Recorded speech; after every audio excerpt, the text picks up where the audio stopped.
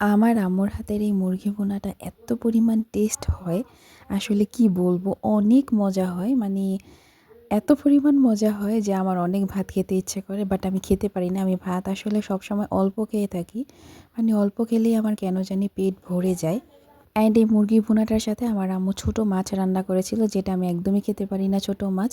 But মাঝে, মাঝে মনে হয় ৬ মাসে ১ বার বা বছরে ২-১ বার মানে এরকম আমি খেয়ে থাকি। সো মাছ আসলে কেন জানি আবার চলে এসছে। মানে মাছগুলো রেখে আমি আসলে একটু সবজি নিয়েছিলাম, যেটা আম্মু শীতের সবজি দিয়ে রান্না করেছিল নতুন আলু দিয়ে। অনেক মজা হয়েছে।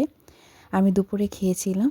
সো রাতে আসলে চিন্তা করলাম যে ভালো করে পেট ভরে আমি খাবো। কারণ আমি হচ্ছে একবেলা ভাত খাই।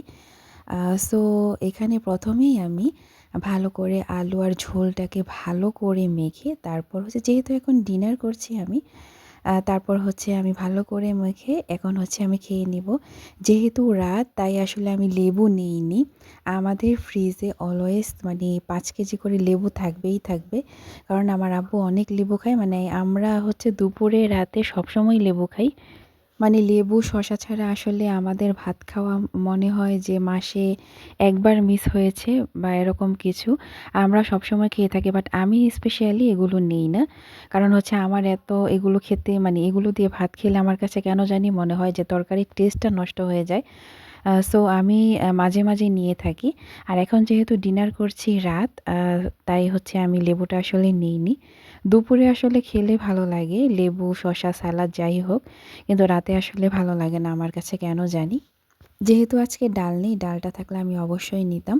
এখানে আমি ভালো করে গরুর সরি মুরগির মাংসটাকে, মুরগির আলুটাকে, ঝোলটাকে ভালো করে মেখে তারপর হচ্ছে বড়, বড় বাইট নে দিয়ে নিচ্ছি। তো এইভাবে করে মুরগির মাংসটা দিয়ে আমি খেয়ে নিয়েছিলাম।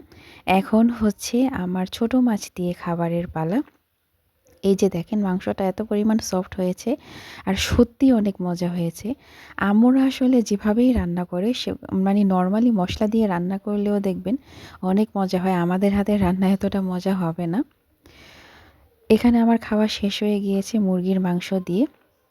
এখন হচ্ছে আমি ছোট মাছ, মানে ছোট মাছের যে সবজিগুলো সেগুলো দিয়ে আমি ভালো করে মাখিয়ে নিব। তাও ২ পিস আমার মাছ চলে এসেছিল, এগুলো আমি সাইড করে রেখে দিয়েছি। আমার কেন জানি ভালো লাগে না খেতে। এখন ভালো করে, আমার ছোটোবেলা থেকে অভ্যাস, আমি আগে তরকারির মধ্যে যে সবজিগুলো থাকবে, ঝোল থাকবে, সেগুলো দিয়ে ভালো করে আগে ভাতটাকে চটকে মাখাবো। তারপর হচ্ছে আমি ভাত খাবো। এটা আমার ছোটোবেলা থেকে অভ্যাস। আমি বিয়েবাড়িতেও গেলেও এই কাজগুলো করি। মানে আমি আগে ভালো করে মাখাই, তারপর হচ্ছে আমি খাই। মানে বিয়েবাড়িতে যখন রোস্ট দেয়, রোস্টের যে ঝোলটা থাকে সেই ঝোলটা দিয়ে আমি মাখাই। অনেক সময় দেখা যায় মানে ঝোল থাকে না। আমি তখন বলি আমাকে একটু রোস্টের ঝোল দেন। কারণ ঝোল ছাড়া আমি ভাত খেতে পারি না। আমার ছোটোবেলা থেকে অভ্যাস। কেন জানি আমি ভাত খেতেই পারি না।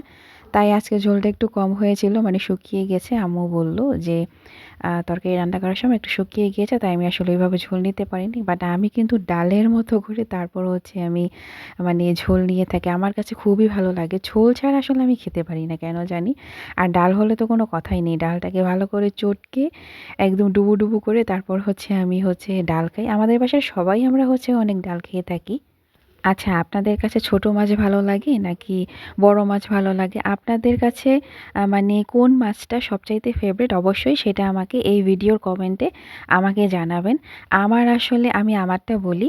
আমার আসলে তেলাপোয়া মাছটা ভালো লাগে। তারপর হচ্ছে ইলিশ মাছটা ভালো লাগে, চিংড়ি মাছটা ভালো লাগে। আমি রুই মাছ আসলে খেতে পারি না। কারণ আমি হচ্ছে মাথা খাই প্রতিটা মাছের। যেহেতু আমি মাথাও খেতে পারবো না রুই মাছের, কারণ আমার কেন জানি ভালো লাগে না রুই মাছের মাথাটা।